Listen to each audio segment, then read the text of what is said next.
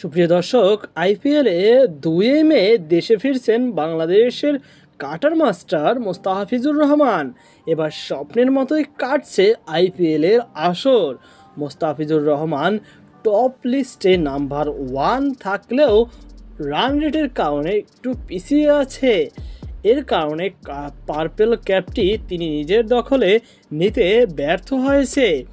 যাই হোক প্রিয় দর্শক, এখন মোট কথা হচ্ছে ২ মে দেশে ফিরছেন মোস্তাফিজ, কারণ এই দিনেই বিসিবি কর্তৃপক্ষ দেওয়া এনওসির শেষ মেয়াদ।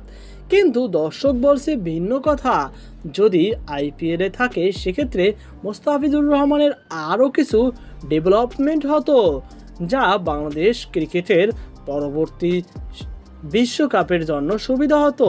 অর্থাৎ সামনেই রয়েছে বাংলাদেশের টি-20 বিশ্বকাপ, আর এর প্রস্তুতি হিসাবে আইপিএল ছিল বেস্ট মাধ্যম। কিন্তু ভিন্ন যুক্তি দেখাচ্ছে বিসিবি। তারা বলছেন যে আইপিএল মোস্তাফিজের ওয়ার্কলোড দেখবে না, তারা তাকে সবভাবে ইউজ করবে। এ কারণেই মূলত বিশ্বকাপের আগে দেশসেরা এই পেস বোলিংকে হারাতে চায় না বিসিবি কর্তৃপক্ষ।